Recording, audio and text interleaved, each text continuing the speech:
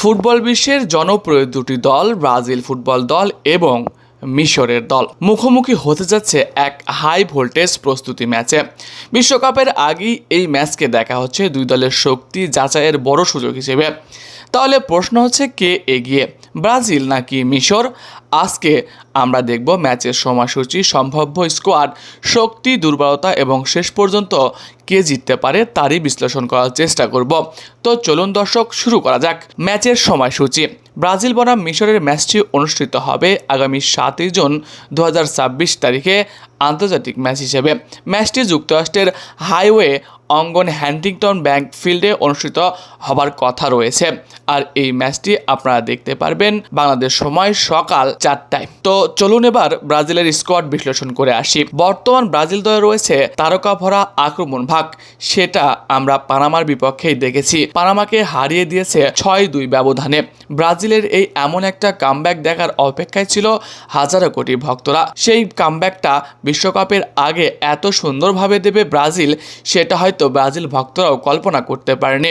কিন্তু আনচেলত্তি যখন একজন মাস্টার মাইন্ড কোচ, তখন তিনি জানে কিভাবে ব্রাজিল দলটাকে একতাবদ্ধ করে প্রতিপক্ষকে নাজেহাল করা যায়। সেটি হয়েছে পানামার বিপক্ষে। এবার দলের প্রধান মুখ হচ্ছেন নেইমার জুনিয়র, যিনি দীর্ঘদিন পরে জাতীয় দলে ফিরলেও এখন পর্যন্ত মাঠে নামা হয়নি তার। ইনজুরিতে তিনি লড়াই করে চলেছেন। ধারণা করা হচ্ছে মিশরের বিপক্ষে শেষ দিকে দেখা মিলতে পারে নেইমার জুনিয়রের, অথবা মরক্কোর বিপক্ষে একদম শুরু থেকে স্টার্টিং পেয়ে যেতে পারে ব্রাজিলের বর্তমান এই তারকা।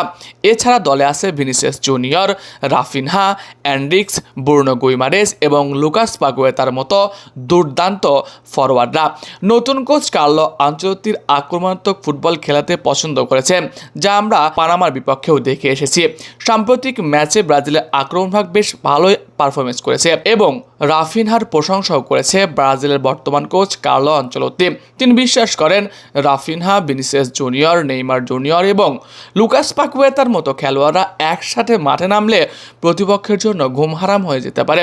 সম্ভাব্য একাদশ হতে পারে Alisson Becker, Wesley, Marquinhos, Gabriel Magalhaes, Alexsandro, Casemiro, Bruno Guimaraes, Raphinha, Vinicius Junior, Endrick ও লুই হেনরিক্স। মিশরের স্কোয়াড বিশ্লেষণ করে দেখা যাচ্ছে মিশর সবচেয়ে বড় শক্তি অবশ্যই মোহাম্মদ সালাহ। তার পাশাপাশি রয়েছে ওমার মারোশ এর মতো দুর্দান্ত গতির আক্রমণ ভাগ।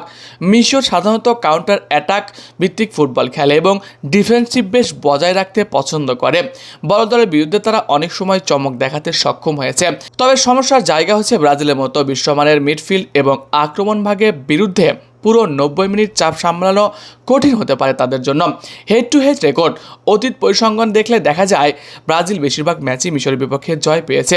2009 কনফেডারেশনস কাপ ব্রাজিল 4-3 গোলে এগিয়ে ছিল এবং 2011 সালের প্রীতি ম্যাচে ব্রাজিল 2-0 গোলে জিতেছে এবং 2022 অলিম্পিকে ব্রাজিল 3-2 গোলে মিশরকে হারিয়েছে। অর্থাৎ সাম্প্রতিক ইতিহাস পুরো ব্রাজিল পক্ষেই কথা বলছে। কারা এগিয়ে? যদিও স্কোয়াডের মান, অভিজ্ঞতা এবং বর্তমান তারকার বিবেচনা করা হয়, তাহলে ব্রাজিল স্পষ্টভাবে এগিয়ে। আক্রমণ ভাগে এগিয়ে রয়েছে, মিডফিল্ডেও এগিয়ে রয়েছে। বেঞ্চের শক্তি এই ম্যাচে বাজিয়ে দেখতে পারে কার্লো আনচেলত্তি। তবে মিশরের কাছে রয়েছে মোহাম্মদ সালাহ মতো ম্যাচ উইনার, যিনি একাই একটি ম্যাচের চিত্র বদলে দিতে পারে। আমাদের প্রেডিকশন, এই ম্যাচে মিশর সম্ভবত লড়াই করবে, কিন্তু পুরো ম্যাচের দখল নিতে পারে ব্রাজিল এবং সেই ম্যাচে ব্রাজিল সম্ভাব্য জয়ও পেতে পারে। আপনাদের মতে কে জিতবে, ব্রাজিল নাকি মিশর? কমেন্টে জানান আপনার মন্তব্য। এছাড়া ভিডিও ভালো লাগলে অবশ্যই লাইক, কমেন্ট, শেয়ার এবং সাবস্ক্রাইব করতে ভুলবেন না। ধন্যবাদ সবাইকে।